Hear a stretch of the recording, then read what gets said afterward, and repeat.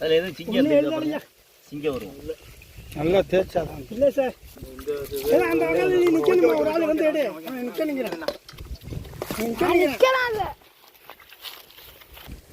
அவர் நல்ல ஒரு பாதை என்ன வந்துருமா மேலே மேலே தண்ணியை ஊற்றி விடுங்க. கும்பாபிஷேகம் பண்ணுற மாதிரி 1000 வருஷத்துக்கு அப்புறம் கலவரம் நல்லா பிரிஞ்சுருந்தீங்க. ஒரு பெரிய புண்ணியம் தானே. கோயிலுக்கு கும்பாபிஷேகம் ஊற்றுற மாதிரி இப்போ இதெல்லாம் இந்த சாமியை கழுவு தேய்ச்சி விடுங்க இருக்கும். அது எதுவும் இல்லை. இந்த இதுலேயும் இருக்காது இல்லை, இதுக்கு மேலே கீழே வைக்க மாட்டான்.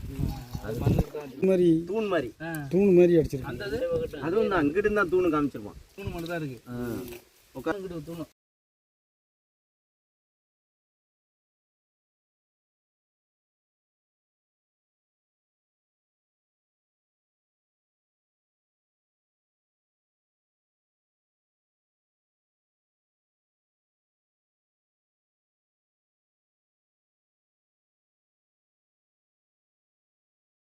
புதுக்கோட்டை மாவட்டம் கந்தரவக்கோட்டை வட்டாரத்தில் மெய்க்குடிப்பட்டி கிராமத்தில் பெரியகுளம் அருகில் இந்த சமண தீர்த்தங்கரிசம் ஒரு வயல், தனியார் வயலில் ஒரு கொள்ளைக்காட்டில் இந்த சிற்பம் காணப்படுவதாக தகவல் தெரிவிக்கப்பட்டது.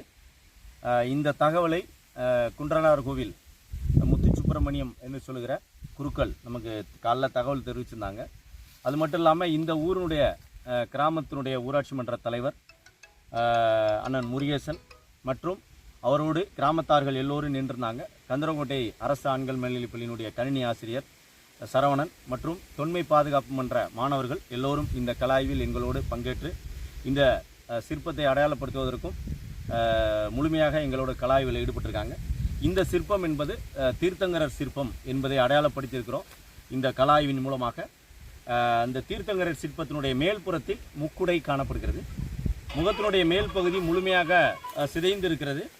பிரபா வளையம் என்று சொல்லுகிற இந்த நெருப்பு வளையம் என்பது பின்புறத்திலே காட்டப்பட்டுகிறது. 2 புறத்திலும் சாமரம் வீசுபவர்கள் நின்ற நிலையில் சாமரத்தை ஓங்கியவாறு காணப்படுகிறார்கள். பின்புறத்திலே அந்த மரமானது வளைந்து நெளிந்து காணப்படுகிற அசோக மரம் காணப்பட்டிருக்கிறது. இது தியான கோலத்தில் 2 கைகளை அமர்ந்திருக்கணும். இந்த பகுதி முழுமையாக சிதைந்திருக்கு.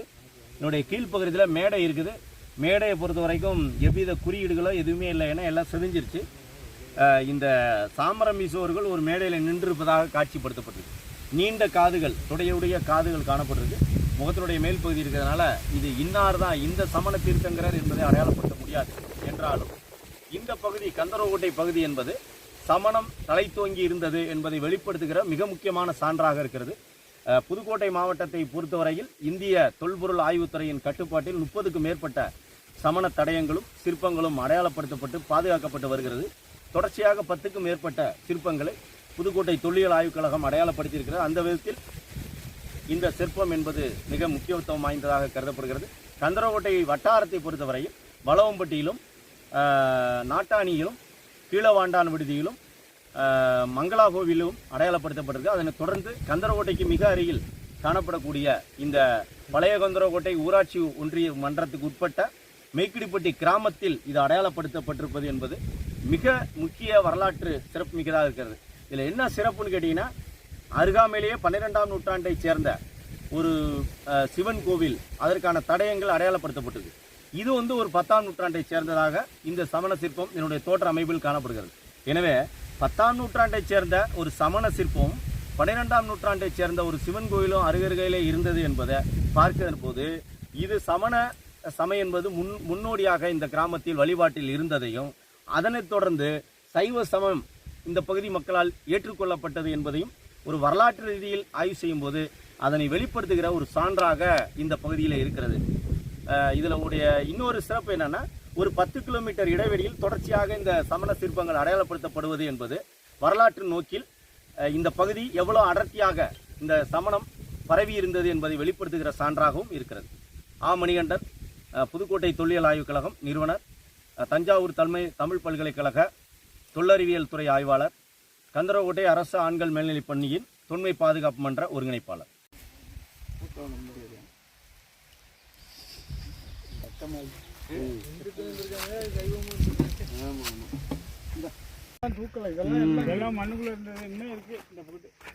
இது இதுதான் இந்த கோயிலுடைய இது. பாதை வந்து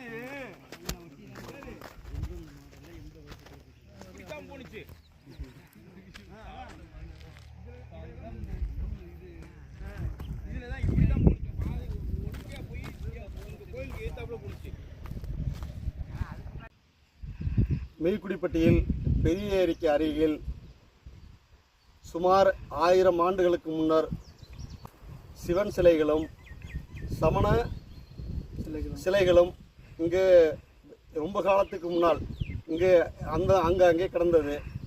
அப்போல்லாம் நாங்கள்லாம் இங்கே கருது இருக்கிற சூழ்நிலையில் கருது அப்போ கையால் அடிக்கிற காலகட்டத்தில் அதெல்லாம் தூக்கி போட்டு நாங்கள் கருது அடிப்போம். அது என்ன ஏதுன்னு கூட எங்களுக்கு தெரியாது. எங்கள் குன்னண்டார்கள் சேர்ந்த மணியர் என்பவரை கிராமத்தின் சார்பில் இங்கே வர சொன்னோம். வர சொல்லி இப்படிப்பட்ட சிலைகள் எல்லாம் கிடைப்பது அரிதாக இருக்கிறது என்று கூறி தொல்லியல் துறையை சேர்ந்த ஆசிரியர் அன்பு சகோதரர் மணிகண்டன் அவர்களை வரவழைத்து எல்லாத்தையும் ஆய்வு செய்தோம். இது பல ஆண்டுகளுக்கு முன்னராக கிடைக்கப்பட்ட சிலைகள் என்று கூறினார்கள். முன்னோர்கள் சிறப்பாக வழிபட்டு இருக்கிறார்கள் என்று கூறினார்கள். அதன் அடிப்படையில் சிறப்பாக நல்ல ஆலயம் அமைத்து நல்ல சிறப்பாக அபிஷேகம் செய்வதற்கு இந்த கிராமம் ஒற்றுமையாக செயல்படும் என்பதை அன்போடு தெரிவித்துக் கொள்கிறோம். எனது பெயர் முருகேசன், முன்னாள் ஊராட்சி மன்ற தலைவர், மெய்க்குடி.